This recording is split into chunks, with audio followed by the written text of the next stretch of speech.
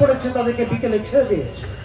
মানুষ খেপে গেছে, মানুষ খেপে গিয়ে একটাকে পিটিয়ে মেরে ফেলেছে, আর বাকিদেরকে আবার ভেতরে ঢুকিয়ে দিয়ে এসছে। ফলে মানুষ কিন্তু শেষ কথা বলবে, শুভেন্দুরা কিন্তু শেষ কথা বলবে না। ফলে আমি আবার আপনাদের কাছে বলছি যে আমি দীর্ঘায়িত করতে চাইছি না। আপনারা ব্যবসা করুন, শান্তিতে ব্যবসা করুন, কাউকে পয়সা দেবেন না। আপনারা এখানে দাঁড়িয়ে আছেন, বিশ্বহাটে কখনো কাউকে কোনো পুলিশ পয়সা তুলেছে বলুন? হাতিবাগানে যান, এসপ্ল্যানেডে যান, গড়িয়াতে যান, পুলিশ পয়সা তোলাবাজি করে। এই চত্বরে কিন্তু কোনোদিন সাহস পায়নি পুলিশ পয়সা তুলতে।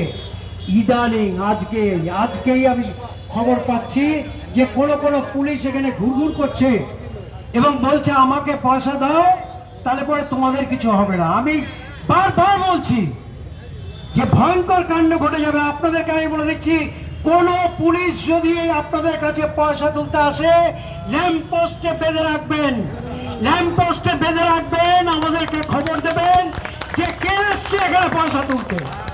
এত হিম্মত কার? আমি শুনলাম মাঞ্জার কাছে। মাঞ্জাকে আমি ছোটবেলা থেকে চিনি, কারণ মাঞ্জার বাবা, তার নাম আপনারা সবাই জানেন, নিজামুদ্দিন দা, নিজাম স্যার। তার নিজাম সাহেবের সাথে আমি একসাথে ট্রেড আন্দোলন করেছি। আমি শুনলাম মাঞ্জাকে আজকে নাকি ধাক্কা দিচ্ছে বেলেপুকুর থানার কোনো একজন অফিসার। হাউ ডেয়ার, মানে কি সাহস, গায়ে হাত দিচ্ছেন। জেনে রাখুন যে আইন কিন্তু সবার জন্য আছে, পুলিশ কিন্তু আইনের ঊর্ধ্বে নয়। পুলিশের বিরুদ্ধেও কিন্তু কেস করলে পরে কালকে আপনি পেনশন পাবেন না, রিটায়ার হওয়ার পরে।